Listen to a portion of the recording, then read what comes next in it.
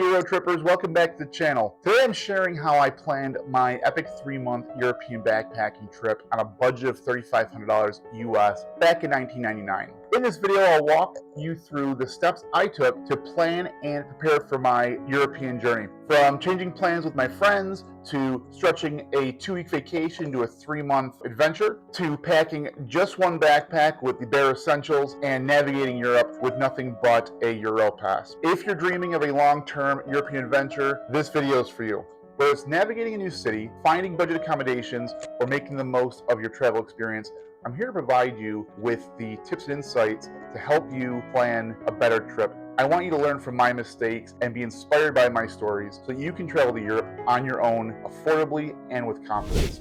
Planning an extended trip through Europe on a tight budget can seem very overwhelming. How do you ensure you see everything you want but not break the bank? In 1999, after reading Rick Steves' Europe Through the Back Door, I decided to extend my 2-week trip with my friends to a 3-month-long odyssey across Europe on a budget of $3,500. I took out a physical map of Europe and dreamed of all the places I'd go once my friends left for home after their 2-week vacation. They had decided that staying longer than 2 weeks on a budget of $3,500 was just impossible. I would prove that it wasn't. I started with all the cities I wanted to visit on the map, then I drew lines to connect each in a logical route from Rome to Glasgow and beyond. I did decide to still travel with my friends for that first 2 weeks they would be in Europe, but I would stay in hostels and use Europe's train system rather than staying in tourist hotels and renting a car with my friends.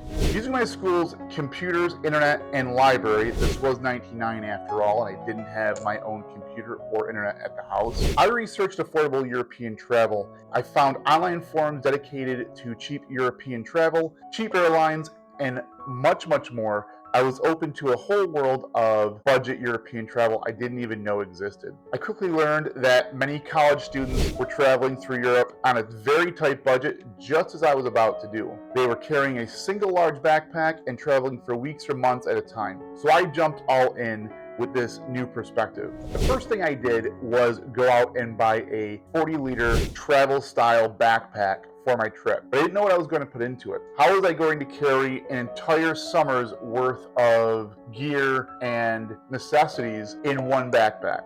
Luckily, Rick Steves provided a handy travel packing list in Europe Through the Back Door. After a few tweaks to his list, I packed 2 pairs of pants, 2 button-down shirts, a fleece sweater, a light rain jacket, a pair of sturdy walking shoes, my underwear and t-shirts. I also brought a tiny film camera and packed a ton of film. I was so paranoid that I wouldn't be able to find the Advantix style film for my camera while I was in Europe. There were discount cards available to students and those under 25 throughout Europe. Many cities had discount tourist and public transportation passes that allowed me to visit many must-see sites for a discounted cost and use the buses and subway systems in the cities much more cheaply than if I had bought point-to-point tickets.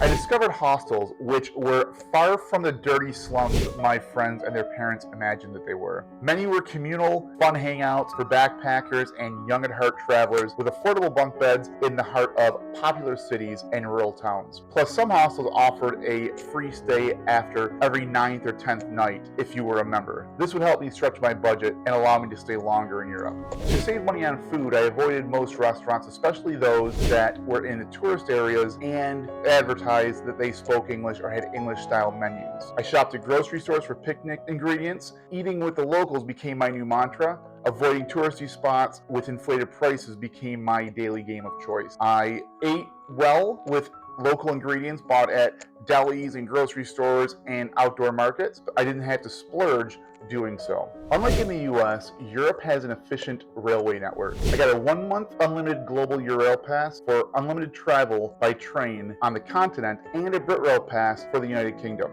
This way I could explore as much as I wanted without worrying about transportation costs once I was in Europe. The Eurail pass was good for any train at any time, and this was long before needing seat reservations for a rail journey. In fact, I saved a lot of money sleeping on overnight trains or late night trains using the unlimited rail pass and not having to pay for a bed or a couchette. So that was a great travel hack at the time.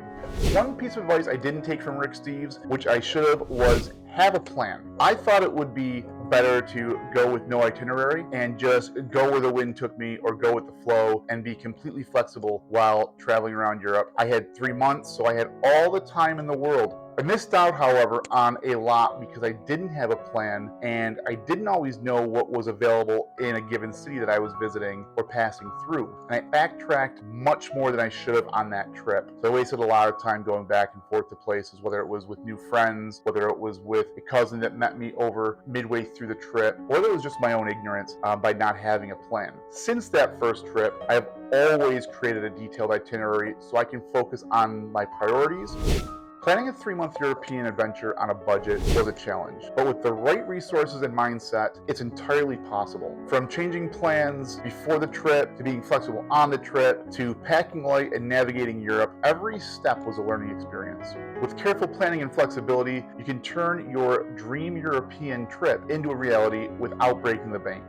Have you planned a budget trip to Europe? If so, share your tips and experiences in the comments below. And if you have any questions, ask them in the comments. I love answering questions, and again, my goal is to help you plan better trips so you can go to Europe affordably and with confidence. Thanks for watching. Keep on planning trips to Europe. No, don't like it. Hey, pal. I'm trying to record something. What are you doing? Sorry, pal. I'm going to tops. Because I know. And don't tell people I'm doing this because this is corny. Bye.